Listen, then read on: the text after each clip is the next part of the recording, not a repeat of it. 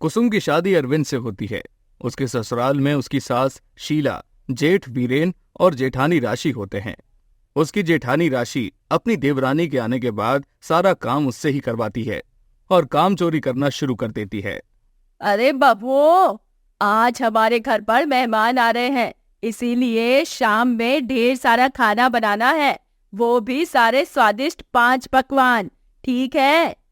ठीक है माँ जी। राशि बहू, तुम्हारे मुंह में दही जमा है क्या? नहीं माँ जी। तो मुझे जवाब क्या तुम्हारी अम्मा आकर देगी? हाँ माँ जी, ठीक है। मैं और कुसुम हम दोनों जेठानी देवरानी मिलकर सारा खाना बना देंगे। आप निश्चित रहिए। क्यों देवरानी साहिबा? हाँ राशि दीदी। ठीक है। और हाँ, मीठे में वो रसमलाई बना देना और शाम को 7 बजे तक सारा खाना तैयार हो जाना चाहिए। शीला इतना कहकर वहां से चली जाती है।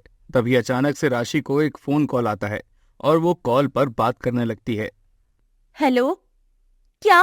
ये तुम क्या कर रही हो भाभी? माँ की तबीयत खराब है, वो मुझे बुला रही है। ठीक है। हाँ हाँ, मैं अभी आ रही हूँ वहां पर। क्या हुआ दीदी, कोई परेशानी? हाँ कुसुम, वो माँ की तबीयत खराब हो गई है और वो मुझे बुला रही है।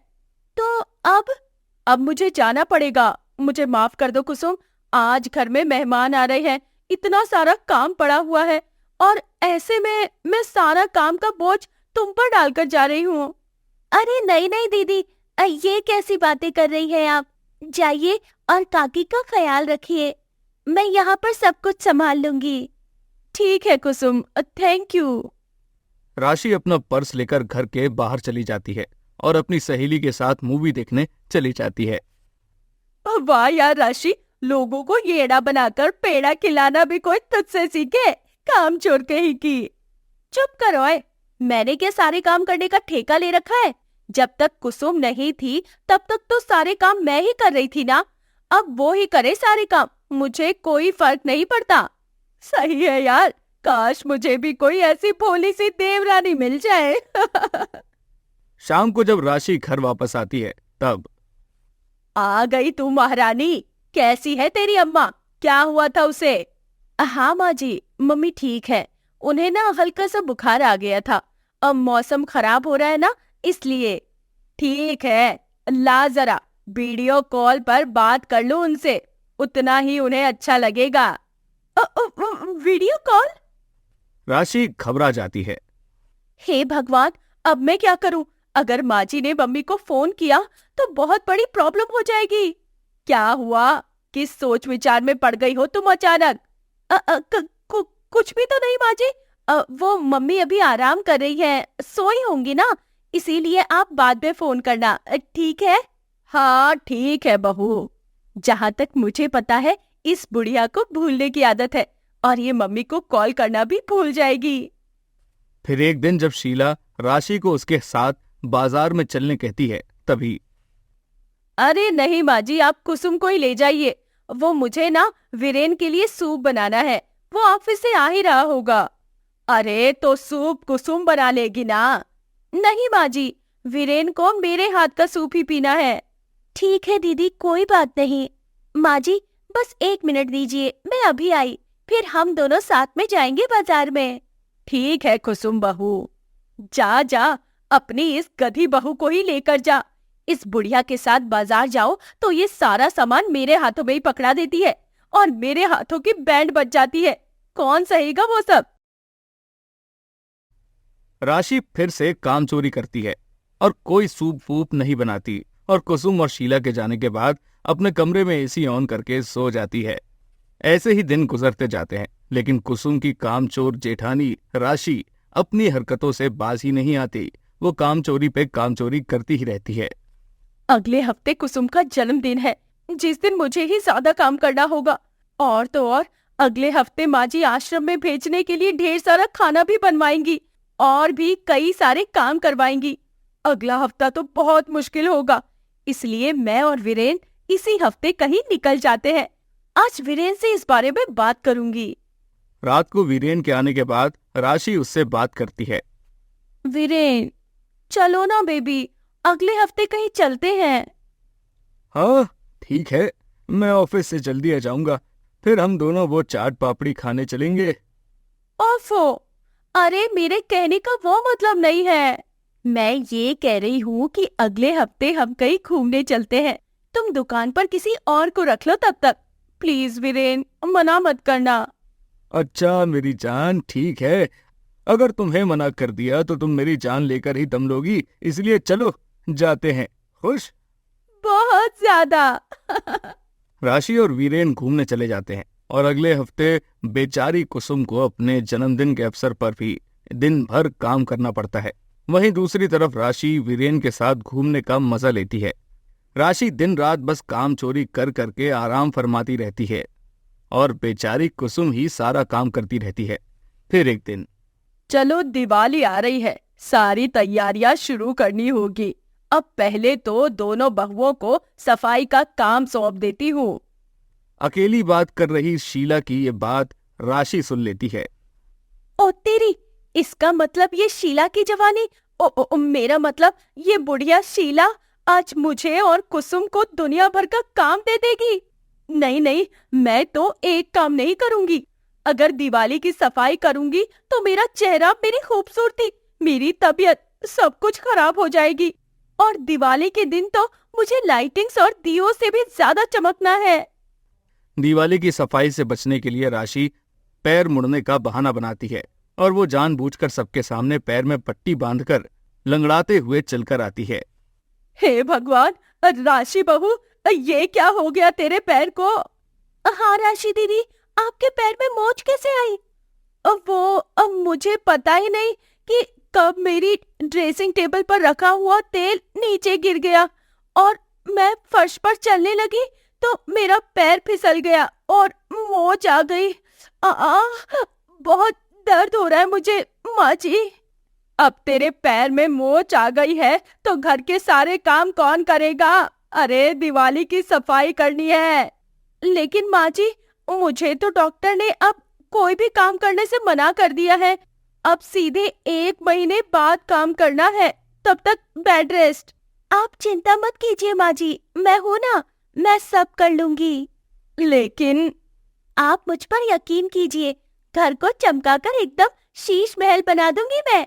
और राशि दी, आप जाकर आराम कीजिए, मैं आपके लिए हल्दी वाला दूध लाती हूँ। ठीक है कुसुम, थैंक यू। अगले दिन जब घर पर कोई नहीं होता तभी राशि अपनी सहेलियों को बुलाकर पार्टी करती है और वो लोग नाचते गाते हैं। राशि, अगर तेरे ससुराल वाले आ गए तो? चिल यार, कोई नहीं आ पाएगा क्योंकि सभी आज सरोजिनी मार्केट गए हुए हैं, शाम तक आएंगे, ऐसा कहा उन्होंने। लेकिन शीला अपने पैसे घर पर ही भूल जाती है, इसलिए वो फिर से घर आती है और तभी राशि को खिड़की से नाचते हुए देख लेती है और अपनी चाबी से दरवाजा खोलकर गुस्से से राशि के सामने झाड़ू लेकर खड़ी हो जाती है। अच्छा बहू, तो ये है तेरा सच? काम चोरी के चलते तूने हमेशा बहाने बना बनाकर काम से दूरी बनाई है। तेरे पैरों में तो मोच आई है ना, तो यहाँ फुदक फुदक कर क्यों नाच रही है? वो माँ जी, अब तो तू गई बहू। शीला राशि की खूब पिटाई करती है और अगले दिन से राशि से दिन रात काम करवाती है और कुसुम को आराम करने देती है। इस तरह कामचोर जेठानी राशि पूरी तरह फंस जाती है। पूनम दी, आपको पता है ना कि हम यहाँ किस मकसद से आए हैं? हमें इन बिल्लास को लूटना है और यहाँ से रफा दफा होना है, इसलिए उस अतुल से ज्यादा करीब आने की जरूरत नहीं है। हाँ त्रिशा, मैं जानती हूँ, तुम फिक्र मत करो, मैं कुछ भी नहीं भूली हूँ और हम दोनों बहनें अपना मकसद पूरा करके ही निकलेंगी यहाँ से। वाह त्रिशा, ये साड़ी तो आप पर बहुत जच रही है। थैंक यू रिया दीदी। और त्रिशा, 1 मिनट जरा मेरे साथ चलना दो, मुझे तुमसे कुछ जरूरी बात करनी है। ठीक है पूनम दी। क्या हुआ दी, बोलो जल्दी। त्रिशा, अभी अभी मेरी वकील से बात हुई है, प्रॉपर्टी के कागज बस बन ही रहे हैं थोड़े दिन में। बस एक बार पेपर्स तैयार हो जाए, फिर हम दोनों धोखे से सबके छापे लेकर सबकी प्रॉपर्टी को अपने नाम करवा सकते हैं। हाँ दी, हमें कैसे भी करके बस जल्दी से इन बेवकूफ बिरलास को लूटकर यहाँ से गायब हो जाना है। इसका मतलब ये दोनों चुड़ैलें मेरे घर वालों की प्रॉपर्टी के पीछे पड़ी हैं और इनका अतुल और यश से शादी करने का मकसद भी वही था। नहीं, मैं ऐसा नहीं होने दूंगी। मुझे इन दोनों को इनकी घटिया चालों में कामयाब होने ही नहीं देना है। मुझे अपने परिवार को बचाना ही होगा हर हाल में। क्या हुआ बेटा, तू यहाँ पर अचानक से कैसे? कुछ हुआ है क्या तेरे ससुराल में? अरे नहीं नहीं माँ, बस यूं ही आ गई। सासू माँ, ससुर जी और देवर जी किसी रिश्तेदार की शादी में गए हैं। मैंने सोचा कि उनके साथ वहाँ शादी में जाने से अच्छा यहाँ आ जाऊं, अपने मायके में कुछ दिन आराम करने के लिए। एकदम सही किया तूने रिया बेटा। पूनम बहू, तिशा बहू, जल्दी से अपनी ननद के लिए गर्मा गर्म चाय और पकोड़े बना लाओ। हाँ त्रिशा और पूनम, मुझे ना वो प्याज के पकोड़े खाने का मन कर रहा है। वो वाले पकोड़े ही तल दो और चाय में भी अदरक और इलायची अच्छे से कूट कर डाल देना। ठीक है ननद जी। त्रिशा, पूनम, आज आश्रम में 200 से भी ज्यादा लोगों के लिए खाना भेजना है, इसीलिए आज तुम दोनों पूरी मेहनत मशक्कत करोगी और खाना बनाओगी। समझी तुम दोनों? 200 लोग? लेकिन इतने लोगों का खाना हम दोनों बहनें एक साथ कैसे बना पाएंगी? अरे करने को तो एक व्यक्ति हर एक नामुमकिन काम कर सकता है, फिर ये तो केवल 200 से ऊपर ही लोगों का खाना है। बहुओं के शुभ हाथों से बनना चाहिए खाना, इसीलिए तुम दोनों को ही बनाना होगा। अब वरना मैं थोड़ी बहुत मदद कर देती। बड़ी आई थी ना मेरे घर वालों की जायदाद लूटने, लेकिन अब इस घर की बेटी आ गई है। अब मेरे होते हुए ये दोनों डायने किसी का बाल भी बांका नहीं कर पाएंगी। हाँ। अब जब दोनों रसोई में आएंगी तब इस फर्श से फिसलकर धड़ाम करके गिरेंगी और फिर अगले 2 हफ्तों तक चल ही नहीं पाएंगी। मर गई रे। त्रिशा, हम दोनों तो बुरी तरह फंस गए। अब हम प्रॉपर्टी के कागजों पर इन सभी फटीचर घर वालों के अंगूठे के छाप कैसे ले पाएंगे? मुझे भी कुछ समझ नहीं आ रहा है पूनम दी। अब हमारे पास ठीक होने तक इंतजार करने के अलावा और कोई ऑप्शन नहीं है। हाँ त्रिशा, तू सही कह रही है। अब जब तक हमारा ये टूटा हुआ पैर ठीक नहीं हो जाता तब तक हम यूं ही बैठ सकते हैं, लेकिन एक बार बस ये पैर ठीक हो जाए तब देखना, 1 मिनट में सबको घर के बाहर कर देंगे हम और इस घर पर सिर्फ और सिर्फ हमारा राज होगा। प्रॉपर्टी के पूरे हिस्से पर सिर्फ और सिर्फ हमारा राज होगा। हंस लो चुड़ैलो, जितना हंसना है हंस लो, क्योंकि तुम्हारी हर एक चाल को मात देने के लिए तुम्हारी ननद बैठी है यहाँ पर।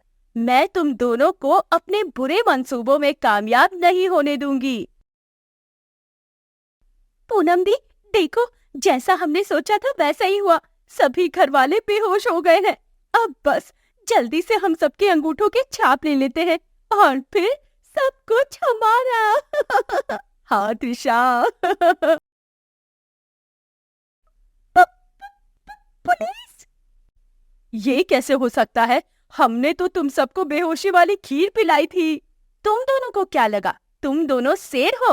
अरे बेवकूफो, तुम दोनों शेर हो तो तुम्हारी ये ननद सवा शेर है, समझी तुम? रिया ने ऐन वक्त पर रसोई में जाकर उस बेहोशी वाली खीर को अच्छी वाली खीर से बदल दिया था। लेकिन अब क्या फायदा? प्रॉपर्टी के कागजों पर तो सबके छाप लग चुके हैं। त्रिशा त्रिशा त्रिशा, कितने बेवकूफ हो ना तुम दोनों बहनें। अरे बैल बुद्धियों, ये रहे वो असली प्रॉपर्टी के कागजात। जिन कागजों पर तुमने सबके छाप लिए हैं वो नकली हैं और मेरे हाथ में जो है वो असली है, और अब ये असली वाले भी हो जाएंगे बर्बाद। नहीं, ऐसा मत करो। हमारा प्लान फ्लॉप नहीं जा सकता, हमारी मेहनत यूं जाया नहीं जा सकती। तुम दोनों लालच में इतना गिर जाओगी ये कभी सोचा भी नहीं था हमने। इस परिवार ने कभी तुम दोनों को अपनी बहू नहीं माना, हमेशा बेटी की तरह प्यार मिला है तुम दोनों को। लेकिन कुछ लोगों की फितरत कभी नहीं बदलती। गिरफ्तार करके ले जाओ इन भूतनियों को और इन दोनों को कड़ी से कड़ी सजा देना इंस्पेक्टर साहब।